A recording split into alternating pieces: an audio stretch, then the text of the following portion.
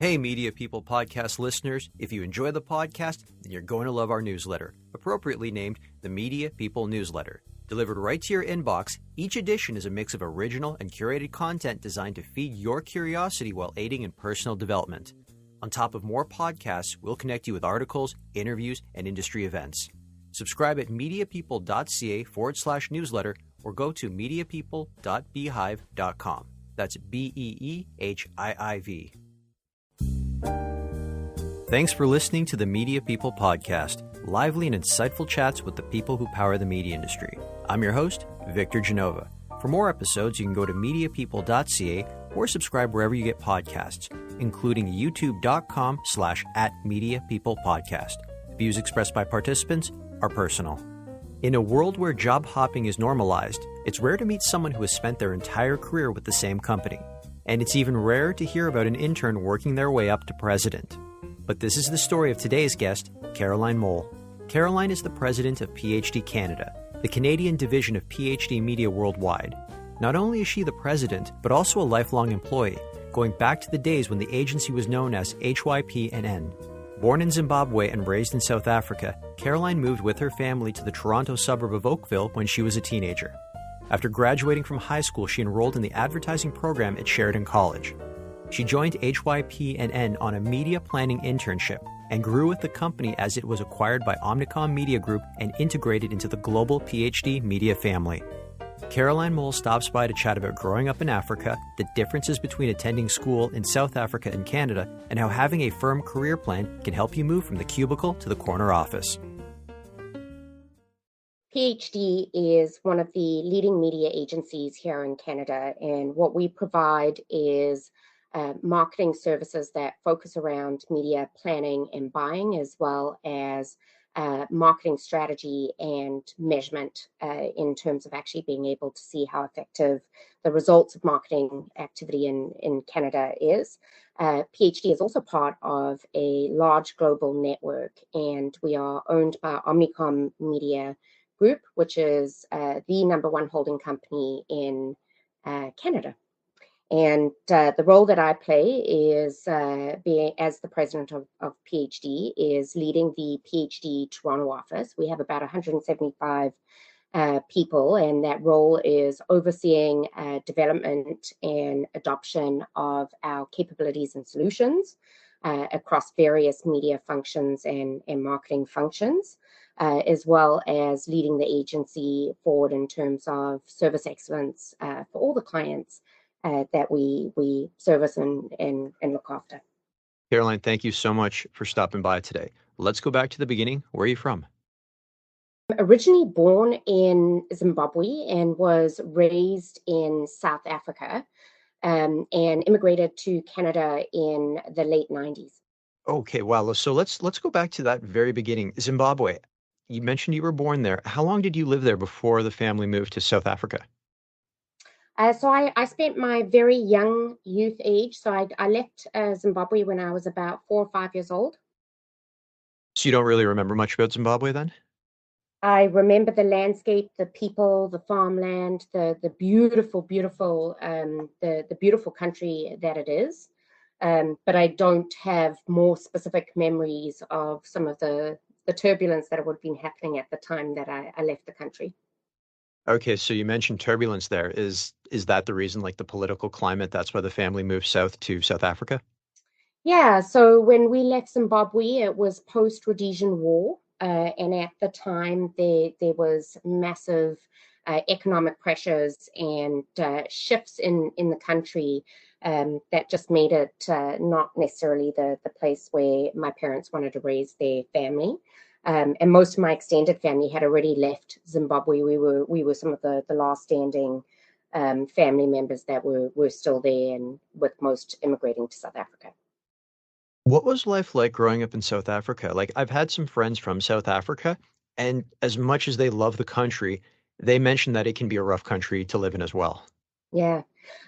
South Africa is just, if you ever get a chance to go and visit, it is absolutely worth visiting. It is raw beauty. And the people are, and the culture of the country are phenomenal. it was quite the experience growing up there.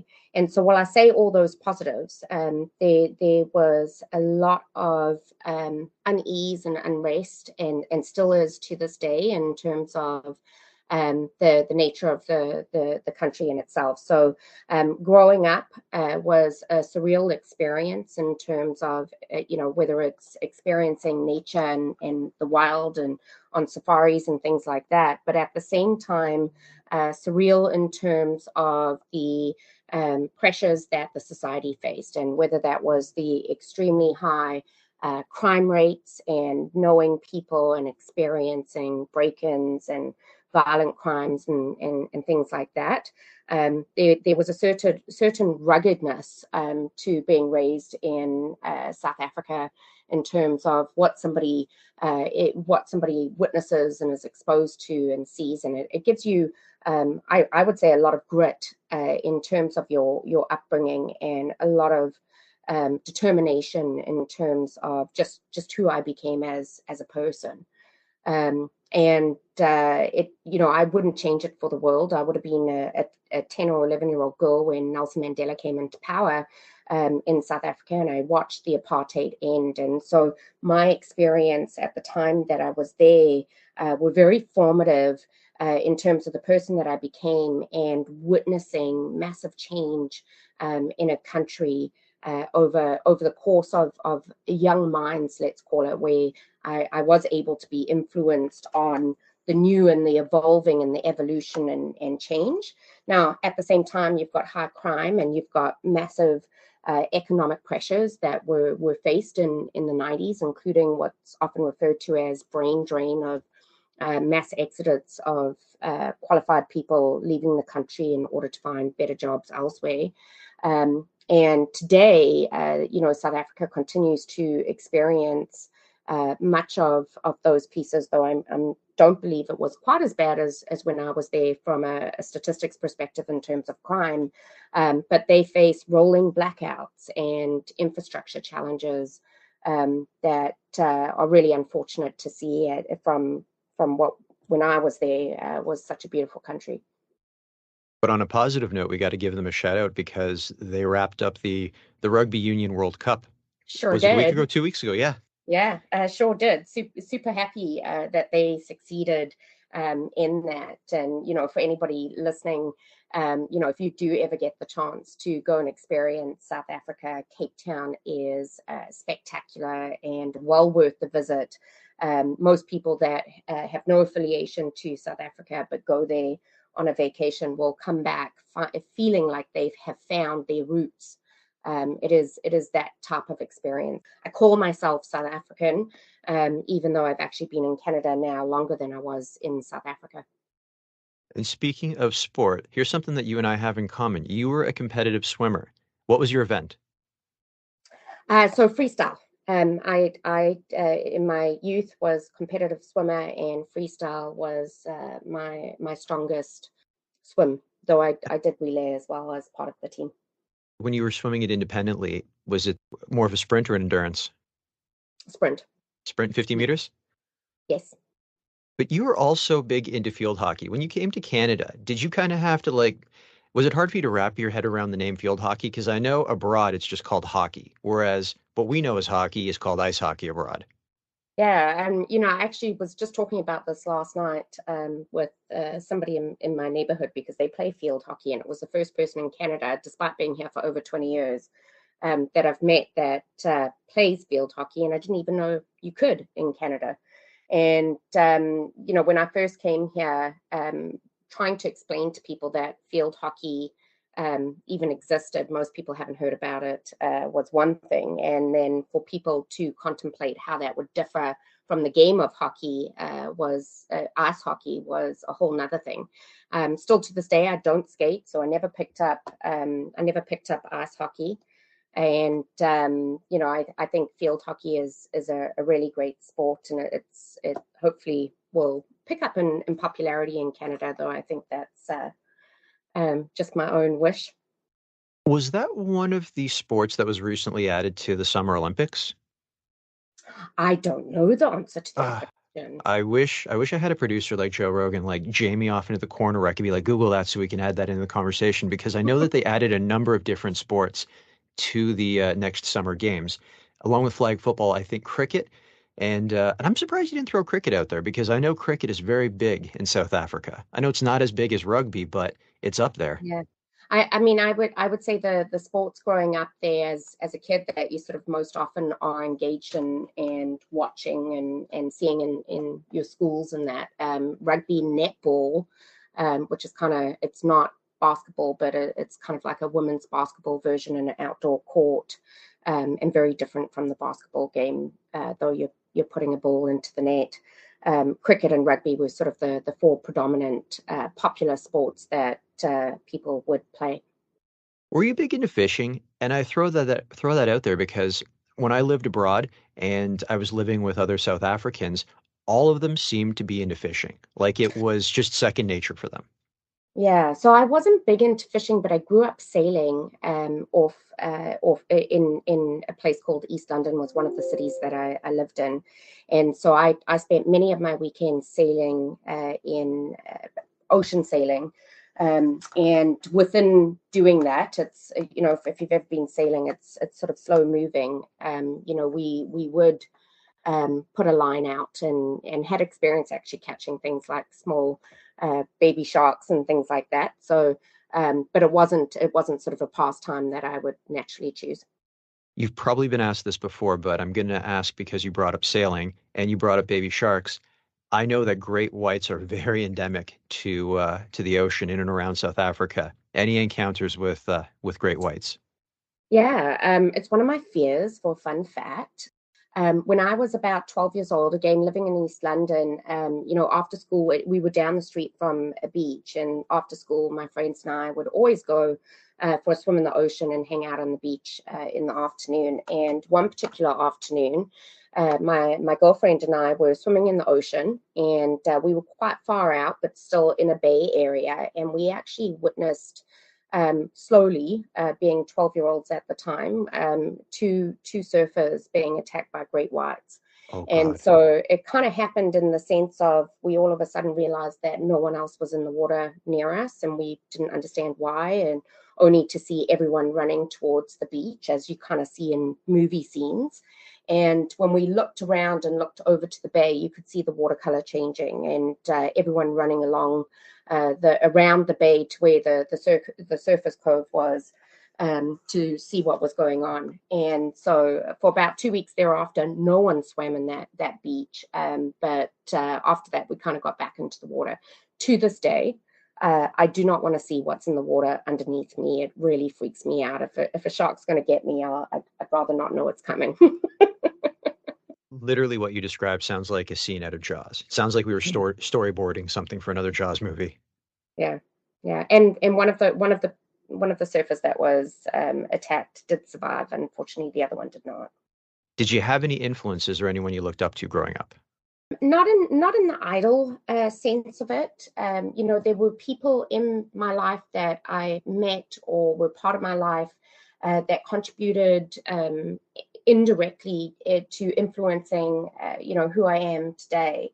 And so, for an example, is in the 80s, one of my aunts was the breadwinner for her family, so to speak, which in South Africa in the 80s, and maybe in most other countries in the 80s, was very uncommon.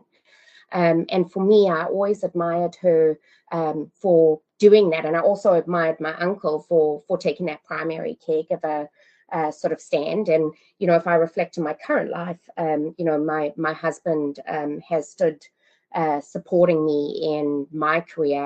And when we had children, actually took a backseat to his career and helped us raise our babies while I worked for the first couple of years. And those types of things have a huge influence in terms of how you shape and become as you grow into an adult and into your careers. And then the other is a little bit more indirectly, but growing up, my parents were always challenged me to do better than 100%. And that it sounds surreal, but if you think of in schooling and you would get an exam, sometimes there's bonus questions. And so if I would come home with 95% on a test, it would be, where's the other 5%? Or how could you get 105% if that was a possibility? And so I think that for me has always pushed me in terms of making sure that I am the best that I can be, and striving beyond, making sure that how I challenge myself is challenging myself beyond what the possible is. And then, one of the references that I often talk about is the role that a teacher played in my life. And when I was a young girl, I was fairly shy, and at very strong grades. But if you asked me to do public speaking in front of the class, I would refuse. And because it just made me so uncomfortable.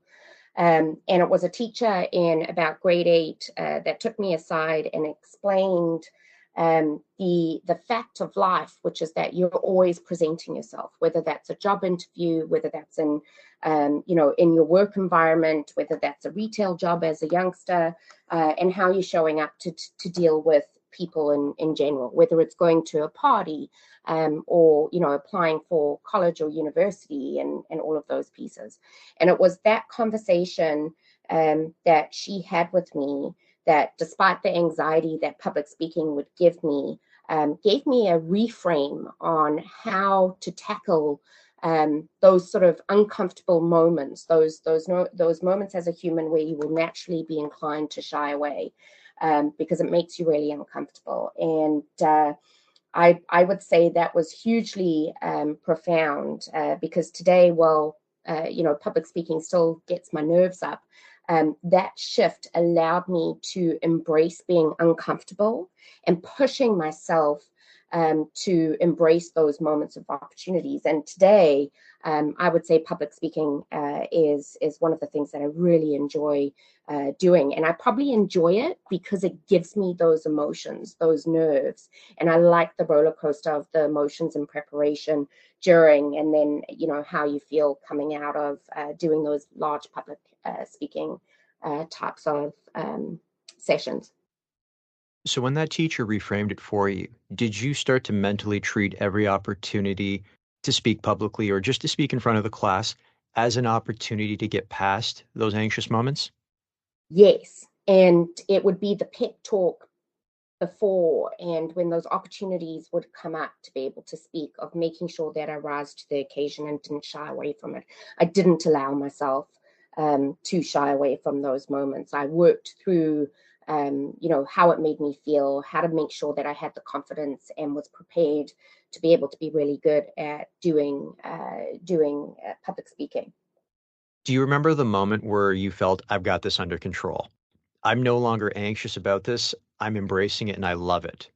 I would say it was probably in the middle stage of my career at PhD, where I was asked on a very short notice to do a talk to present something at an industry event, and there were going to be anywhere from 300 to 500 people in the venue.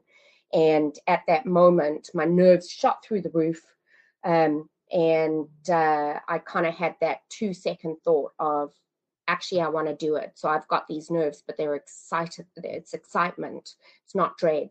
And for me, that was sort of that turning point of like, actually, I really enjoy doing this. And me, to this day, still seek those types of opportunities to be able to leap on them and go through the emotions of getting prepared and then, working through those public speaking events. Your first job ever was as a waitress and a clerk at a coffee shop. I'm wondering, how does that tie back into what we've just been speaking about as well? Because you said it's not just public speaking, it's about every opportunity to present yourself. And you're going up to someone at a coffee shop and you've got to know the menu like the back of your hand. You've got to make sure you make the right recommendations and you keep the customer happy. So was that a bit of practice for you as well, too? I would say that those first jobs are really key in forming different soft skills that maybe you don't realize that you need to have. So in those environments, you sometimes get fantastic customers that it's really easy to serve and keep them happy and work through. And sometimes you get really difficult customers, and you've got to keep a smile on your face, and you have to be able to give them what they need, and keep them happy at the same time as diffusing situations. And so they were different interactions that put yourself out there to strangers, every time you showed up for work, that were really, really good. What did you learn about yourself doing this job?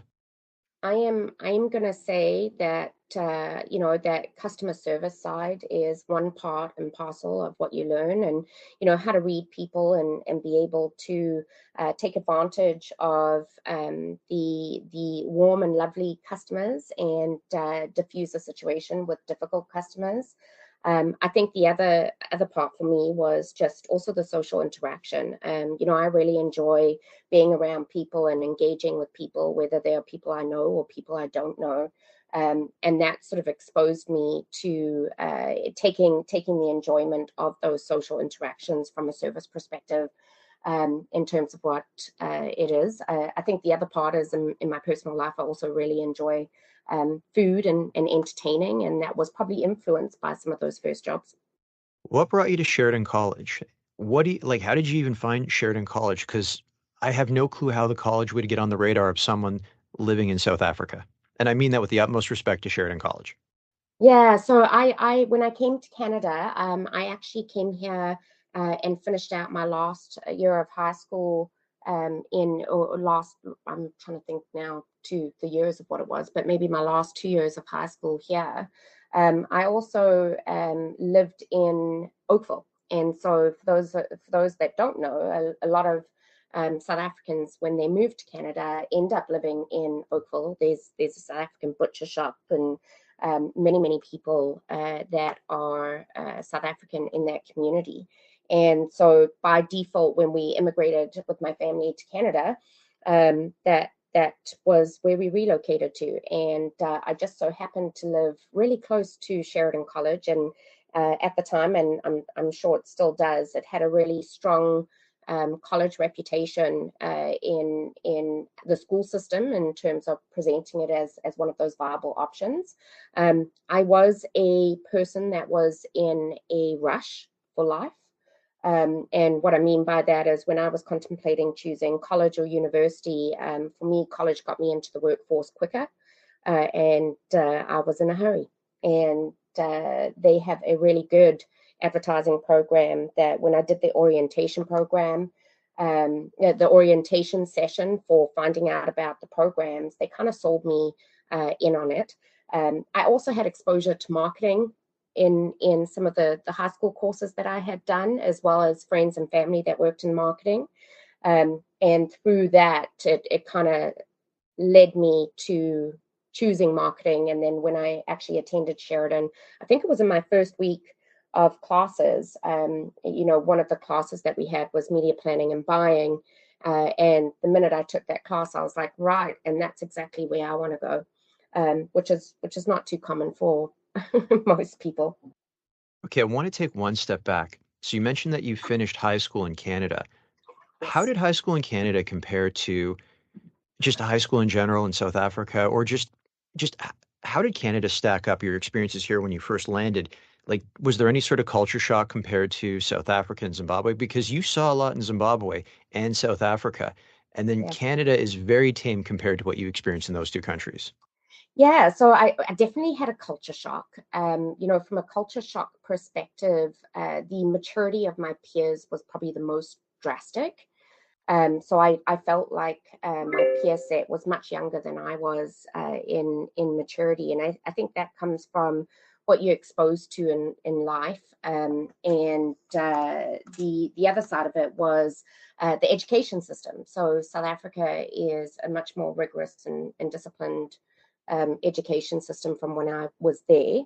And I can't speak for what it's like now. And so when I came to Canada, I actually found it relatively easy, and I felt that I was ahead, both in maturity, but also in not being challenged enough from what I was accustomed to from back home. And so, sped through the last few credits that I needed to do to get my graduation. And then, like I said, I was in a rush, chose college over university so I could get into the workforce. But I think that the biggest culture shock was the informality of schooling in Canada in terms of, just students at school and the discipline or lack of discipline as a result of how Canada is, which, as a mum of two kids that are in middle school and high school, can appreciate it now for their generation. But for me coming in, I kind of missed the structure that I was accustomed to from back home. Were you concerned that that would impact your own habits? Because we all become byproducts or products of our environment. And if everyone around you is a little bit more relaxed about things, eventually you're going to become a little bit more relaxed. I wasn't, and I mostly wasn't because I just kept on my values and things that were important to me. So, for instance, when I graduated from Sheridan, I was a Sheridan Scholar, which is graduating as top of the program for my graduating year. And so, likewise, my determination and discipline allowed me to do well academically, but also what allowed me to forge my career in the direction. And, my head was just much more screwed on than my peers said that took them a few, extra years to get there. Can we say that HYPN was your first foray into the media business? I did a couple co-ops at different, through the college programs, different co-ops that you do. And so I did a brief co-op in radio promotions and before choosing HYPN for, which is now PhD, for my internship. And I think that was one of the things that was kind of interesting for it is I hand selected them. I think it took me 6 calls to 6 different people to get the internship. And I refused, despite being a top scholar, I refused any interviews in the hopes that I would get my first job with them. And that did happen. It ended up happening on my last day of my internship that they offered me a job. But on the last day, I was quite worried that I had made the wrong determined decisions as to how I was going to get my way into the company that I wanted to work for. What did the internship entail? Like when you started doing it, because this is one of the challenges I find speaking with students is that they go through a college or university program, they teach you to be a leader of tomorrow, and your first job is not a leadership job. So I find that they're a little bit jaded or disappointed at the beginning because they're not being able to put a lot of the skills and things that they had learned in college, or at least action on it immediately in their very first entry level job. Yeah, one of the reasons why I actually chose college over university was at the time my thoughts were I wanted on the job skill sets that I could apply versus at the time that I was graduating, university was much more theoretical versus hands-on in terms of when you enter into the workforce. And so when I did my internship, there were a lot of software tools and things like that that we had learned during the college program that we were able to put into practice in that internship. So I think the first couple of weeks, I spent a ton of my time doing competitive analysis for one of the clients that were there. And it was one of those things that, I was well equipped to be able to do in terms of knowing how to run the data, look at the data. And then the coaching from an internship was, how to structure the presentation to the company's way of doing things and that.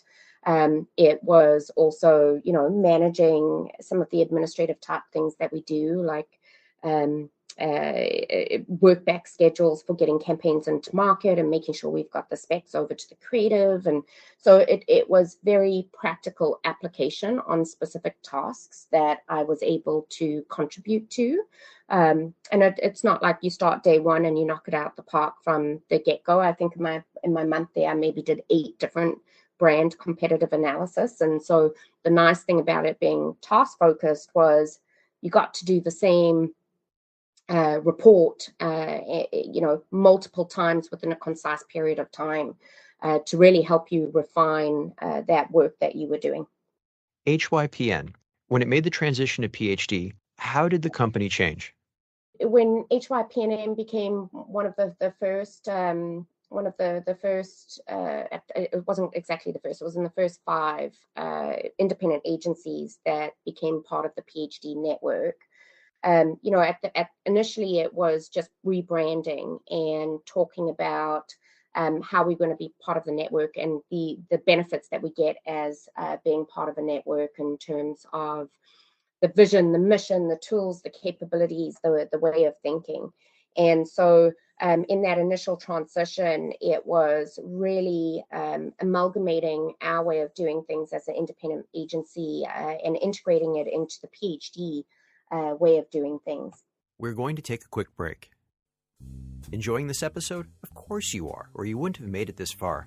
Complement your listening experience by subscribing to the Media People newsletter at mediapeople.ca/newsletter or at mediapeople.beehive.com. It's a mix of original and curated content designed to feed your curiosity while aiding in personal development. On top of more podcasts, we'll connect you with articles, interviews, and industry events. Subscribe at mediapeople.ca/newsletter or mediapeople.beehive.com. You're one of the OGs on digital media. What was it like when you started off in digital? And I say this because I started off in broadcast, and I was still working in digital when broadcast was king. I kind of know how things were treated how people were treated on the supplier side, or how the medium was treated. What was it like for you taking a backseat to broadcast, if that was even the case? Yeah. It wasn't so much that it was a backseat to broadcast. It was a huge uphill battle to educate clients and show them why digital was important and why it should be included within their channel mix in terms of marketing initiatives. And it was also a lot of internal education in terms of the company, every person within the company having a understanding of what digital is. And so, in the early days, I felt like I was a teacher in the sense that as we established our digital capabilities post.com bust in a more formal way, for us, it was all about education to clients, all about education to our staff, and making sure that we were building the momentum with the consumer adoption that was happening in terms of time spent and how the internet was shaping our consumer media consumption. I think those that had been in the industry long before I was, shifting that mindset where TV has worked so well for so many decades, that for them TV being king was definitely the predominant. And in the early days, digital started just as single digit percentage before going to double digit, and today we sit at more than likely half of the budget being in digital channels. And so it's taken the better part of 2 decades for that shift, which by the way is no different from consumer shift. We take our consumer behavior that we have as teens and in our young 20s, those follow us through into our 30s, 40s, and 50s. And so it's sort of that generational shift that helped with it. And, at the early days, it was one of the most measurable channels in terms of immediacy, be the KPIs, maybe the false KPIs that we've shifted away for in today's era. Did you have to put up with the line digital extension? Because I heard that quite a bit because I've worked sales side my entire life, and I've worked at a couple of integrated companies. And every time I'd go into a meeting where we had broadcast or another platform, it would always be, the digital extension. We're gonna let the idea reside here, and then you can get the table scraps. I mean, definitely. I still remember the days that, many of the traditional companies, be them broadcast or on the print side, would give us digital banners for bonusing. We didn't have to pay for them. And as that world changed, all of a sudden you've got to pay for them. And those CPMs came in at a premium versus the freebies that we were accustomed to. Making sure people understood the role that digital plays and that it can be used in isolation was part of that journey. When we started our capabilities, I always jokingly tell my kids this, mum was doing this before YouTube was invented or before the social platforms were launched. And, we got to ride the emergence and that evolution of those platforms coming to the marketplace and watching that share and exponential growth that those platforms saw coming out of the gate. Do you tell them that we also had to watch TV when it was on? It's not like all of our programs were on demand. It's like if Yeah. you wanted to watch something at 11:30, you had to be available at 11:30. Yeah, and we do, and my kids have experienced it a couple times when we've been traveling. You're in the hotel room and you turn on the TV and you've got to actually go and find the show you want to watch, and they don't understand it. Which most of those hotels have progressed to allowing people to sign into their Netflix or subscription accounts to be able to watch what they want to watch. But it's kind of comical to see the new generation witness those sort of what they would think of as archaic experiences in today's age. How did your career change when you were promoted to group account director? At the time, the big part of it was the people under me were growing, the team was growing, and the structure within the team from being, just call it half a dozen or less of a team to doubling, tripling in short time. For me, it really was about how, as digital matured, as our capabilities matured, and the industry as a whole was maturing, was really about talent management and adoption to the change. And, one of the things that we believe at PhD is it's all about being ahead of the change and having a strong voice at the table in terms of how the industry is shifting with it. And so it was making sure that culturally that mindset and appetite to progress and be at the forefront of those pieces were all in there. The most difficult part of that role was, as the team grew, more and more personalities to manage. And, as I think outside of our industry, that's talent management is always one of the toughest parts of the job. As your career started to grow and you got into managing people more, and I guess you could sort of say less, I don't want to say less of the business because that doesn't sound right, but you know what I mean? You become less of a player and more of a coach. Was that hard for you, kind of letting go of some of the day-to-day stuff that you probably enjoyed doing? Yeah, it's still hard for me. I love media. I especially love digital media. And as we witness the change back then, and as we witness the change that we see happening right now in it, I struggle to not dig in and get my hands dirty, and I still will jump in and get my hands dirty in certain areas. But I think for me, it's balancing the role that I do and the role that the teams do, but making sure that I don't lose line of sight at any of those stages to where the world is headed, and what are the capabilities that we have and how do they need to adapt, and how do our people need to adapt, and what is our service offering to our client, and how does that evolve with the change that's happening, be it with emerging channels or be it with digital and media as a whole.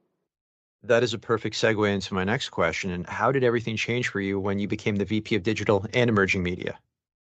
That was definitely one of my favorite roles. From my lens, it was a focus. The team had expanded enough that I didn't have to worry about sort of the everyday digital pieces, and it was really focused on what was coming, and making sure that it was focused on what was coming, the education around it for clients and internal teams, as well as the adoption and delivery of our evolving service capabilities. And so it was all the fun stuff, all the unknown, and how we navigate it, both for our clients and internally in terms of bringing our teams along for that ride as those new channels entered a state of maturity and become prime time for our client base. How do you get clients to buy into new channels? Because we know that clients are fairly risk adverse, and when something is new, it could go one way or it could go the other. Yeah, you're never going to win out the gate with every single client. It really is about finding the strengths in your client partnerships, where they have appetite for innovation and test and learn. Back then, there was a lot more risk adverse natural sort of mindsets. Today, I think that it's the inverse, which is there's a hunger for test and learn. There's a hunger for looking at what is new and what is different. And so, at the end of the day, with some of our really strong client partnerships, we were able to drive innovation agendas. And the innovation agendas were set as such that there was the ability for us to fund being in some of these emerging channels and to take the risk to see what it would do for their business, and not necessarily fear the failure or mitigate the risk with failure in terms of how you balance tried and true with that sort of test and learn or innovation framework. In that role, did you see anything that you thought was, oh, this is going to be the next big thing, and it turned out not to be? Maybe it fell flat on its face, or maybe the reverse of it, where you saw it and you go, this is never going to take off, and then all of a sudden it became the status quo. Yeah, so there's probably two that just come to mind when you say that. One is Second Life. Oh, I remember that. Yes. Yeah, Second Life was, today it wouldn't seem so foreign. It was way ahead of its time. And so it came and it went in a really quick instance. And it was one of those things that some of our digital marketers were saying, like, do we need to be there? What are we doing? And my advice at the time was, depending on who the advertiser was, be cautious of, we don't know what the adoption is going to be. And there was no early signals to suggest that it was going to be anything. Now, at the time, it was the very first concept like that that had sort of made its way to Canada and our marketing industry. Versus you think about, metaverse today and the maturity, and really that's Second Life on steroids in terms of what the full potential of it is, and the people are here and they're more ready for it. The other is mobile. When mobile advertising came out, for us it was like, wow, this is going to be huge. And as an industry and as one of the voices at the table in terms of predicting where the industry was headed, for us it was like, yeah, next year is going to be the year of mobile. And I think that happened about 5 years, and then we stopped saying anything, and all of a sudden, boom, mobile was massive. And it had happened organically versus us predicting it. And it really happened by us by the industry, both in the vendor community as well as on the agency side and the marketer side, of stopping to try and isolate each and every device, and rather thinking about the content that's on those devices and navigating those, more from a cross-screen perspective. And so those are the two that are kind of fun to think about in reflection of things that came and went, and now 10 plus years later are back again with metaverse in the case of Second Life. And in the case of mobile, we predicted it took much longer for it to fully emerge, and then it just boomed overnight. I used to get so annoyed when people would refer to mobile as the second screen of television. I finally snapped in one meeting, not like lost my mind, but I said, is it really the second screen if you're carrying it around with you everywhere you go and it's commanding that much of your attention? Like, why are we measuring it on size? It should be on intention. We used to jokingly call the mobile device your lover, in the sense of, it's the first thing you touch when you wake up. It's you don't let it go throughout the day. It's always with you, and it's the last thing you touch before you go to sleep. And the role that the mobile device plays in the Canadians' life is so integral. And I think sometimes as marketers we can be slow to adopt in what the consumer is much more quickly adopting in consumption. And I think we're better at it these days, but in the early days of digital was this reticence to evolve. And at the time, some of the legacy channels were more predominant in senior marketers' lives, and therefore more relevant to them, where maybe some of those digital channels or even the concept of engaging in some of those digital channels would be more foreign. YouTube's an excellent example of that, which is in the early days. Why would people want to watch so many cat videos? And still to this day, Yeah. the videos that people consume, and the reality, it's in the eye of the beholder. And then you think about all the other platforms and the nature of the content that we just get zoned out on our phones, on any of the social platforms. And we always got to ground ourselves in, it's in the eye of the beholder, it's in the consumer behavior, as opposed to the marketer behavior. Let's bring everything full circle now.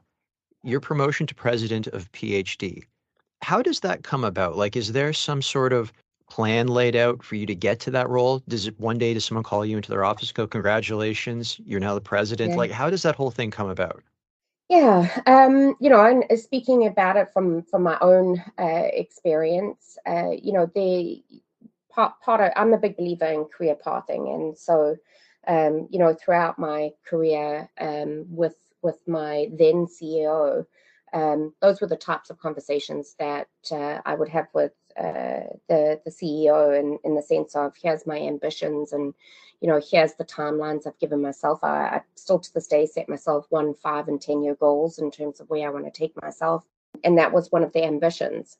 I'm trying to think exact timing, but let's say 2 years. It was either 2 or 3 years in advance of me coming into the role. I vividly remember the lunch with the CEO, which was, just a more formal dialogue around, the timelines to which I was going to get into that position. Them prompting me of, feeling me out. Was it still something that I had ambitions for? And, making sure that I was still on the path for that track. Fast forward to the time that I took the role, and keep in mind, the role that I had prior to then was heavily involved in the operations for half of the agency, in the sense of what digital represented. And so when I received my actual position, it started with a formal ask of, did I want the role? And that kind of took me by surprise, because in my head, I was like, yeah, we spoke about this. This is where I've been heading for the last several years. Like, yes. In reflection, I actually think it's a really important question, and I think it's a question that everybody should ask themselves as they aspire for the next role, which is, do you really want the role? The more senior you get in a position within the company, the more the stress and the pressure and the demands. And in reflection, I have a greater appreciation for it, but in the moment, it seemed like a silly question to ask me. And once I had accepted that, there were several conversations with different people within the organization, and then I was officially told that I would be taking the position. And so, it was super exciting for me. It was a big ambition from the start of my career. I always kind of knew that that's where I wanted to go within the first couple of years of being in the industry. And so I, my advice for anybody listening, if you're thinking about it as where do you want to go next, I think it starts with knowing where you want to head, and then having those conversations with your leaders of your company in a professional way, in terms of making your ambitions known, is really key. And also making sure that you truly think about it. And reflect on what it takes to do those positions. And when I say that, I mean what it takes in terms of your resilience and your mindset, your commitment, and all of those pieces. Because the job always gets harder. The higher in the rung that you climb, it doesn't get easier. Why did you decide, though, to stay at PhD throughout your career and grow it here? And I prefaced that, or I should have prefaced it by saying that something that's very, very endemic of our industry is that people move around quite a bit. And there's one professional in the industry who's very vocal. He's actually published it in some of the trades, saying that if you want to grow your career, you should be moving to a different company in a different position every 2 years. And I'm looking at everything that you've accomplished here, and you're basically the antithesis to what he's saying. Like, you have ticked off all your goals, you've made it to the top, and it's been with one company. It is not typical in our industry to have this happen. And I think for me, there's a couple things that make it slightly different. One is, I chose this company as the company that I believed in, and have been part of the journey from it being an independent agency to it becoming part of a global network, and part of Omnicom. And from a very, very young age, to put it in context, when I first started building out the digital capabilities at PhD, I would have been 23 years old. And to be able to have such a vital role within a company in terms of building from the bottom, and bringing in and evolving and adapting the capabilities within the company, be those, locally here in Canada or from the network. It's hugely exciting. It's hard, but it is very rewarding. And so for me, it has been, as much as it's part of a big global network, I feel like PhD is my company. There's a owner mindset with it, in the sense that, and we say this to our people in mentorship sessions, which is, you have a voice at the table and you can help shape and form a company in every part of the role that you are within an organization. And with PhD specifically, the culture of the organization, the leadership, here within Canada and globally, has allowed for that. And I don't think you see that at all other companies. And I don't think you necessarily see that at all other organizations, where it truly feels that it is culturally just embedded in the way that we behave as an organization. And so for me, I spoke about career pathing. There have been times throughout my 20 plus years with the company that I have reevaluated. Is this the right company for me? Is this the right career path for me? Do I want to be on the client side? Do I want to be, on the sales or the tech side? And whenever I think about what's important to me in terms of challenges, growth opportunity, and the overall culture of an organization. I think leadership and culture of an organization are super key to anybody. You need to believe in the culture and be part of the culture of the company, and you need to believe in the leadership of the organization are super key. The other part to it is making sure that as you progress in your career, that company has the opportunity for you to evolve and progress, and that they're open to helping you get there. And for me, PhD did all of those things. And when I coach individuals today within outside of the company, it's those pillars that I always talk about. And the fourth pillar that I haven't mentioned yet is the money side. So often people will say, if you move every 2 years, you'll jump it's a dollar figure thing. You will increase your income more quickly. In the short term, yes. In the long term, no. And so, when you jump in that moment, yes, you might increase it right then and there. But if you actually wait out in your organization, assuming you're a high performer, assuming they have the growth opportunity in that, you will achieve that. It just may take a few more months. And you will be able to grow. And so I've actually witnessed it with my peer set. So if I rewind to when I was a director, I continued to grow by staying at the same organization. And if I reflect on some of my peer sets from the time, the same cannot be said of all. And the big difference there is those of us, particularly after being in a more senior position, those of us that had a longer term within one organization actually have probably gotten further than those of us that bounced around. And so I think that's a really important part. And for me, what I find most rewarding in my career is being part of a company that I have a hand in building and growing. And when you move around, you don't build the same respect, reputation, and belief from leadership people that maybe you don't have interaction with all the time.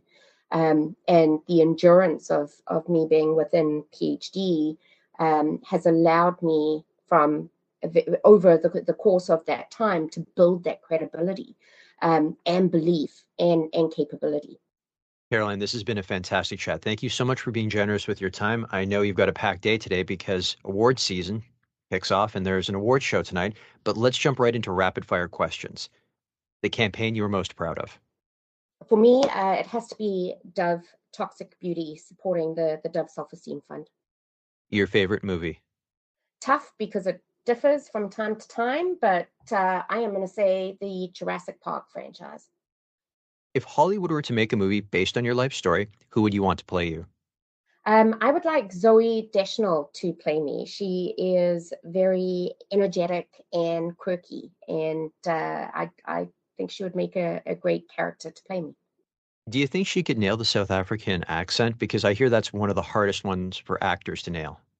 I hope so. I always find sometimes people get me confused with Australian, which is maybe a little bit easier for actors to portray. That was one of the reasons that people thought Leonardo DiCaprio should have gotten an Oscar for Blood Diamonds, because they said that he really worked with his dialect and accent coach and really nailed the accent. He did. He did. My follow-up question to that, if Hollywood were to make that movie based on your life story, what would you call it? See Her Grow, with the subtitle of Young Girl from Africa Rising in a World of Change. Your favorite book? Really loved The Outlander by Diana Gabaldon. I read all the full series and even the additional subtext books well before the show was ever a thing. What book are you currently reading? I read constantly, and so from a business perspective, I'm currently in the middle of Future Skills by Bernard Ma. And from a fiction perspective, I'm always addicted to series. So I am busy working my way through Kelly Armstrong, who's an Ontario author, and her Rockton City series. Your favorite song? Okay, I'll keep it on the African theme. It's kind of like movies. There's never just one song that I could call my favorite. But for today, I will say Diamonds on My Shoes by Paul Simon. The best advice you've ever received? I told you the story already. For me, it was about my teacher around grade 8 and talking to me about always presenting myself in life in general and needing to get over my shyness. My signature closing question, if you weren't in media, what would you be doing and why? It's a tough question. I very passionately love what I do. And I would say that I would want to teach. I think it's part of my retirement plan. I would like to be a professor of business. Caroline, this has been fantastic. Thank you so much for your time. Thank you. That's it for today's show. For more episodes, you can go to mediapeople.ca, your favorite podcast platform, or youtube.com/@mediapeoplepodcast. And don't forget to follow me on Instagram @VicGenova.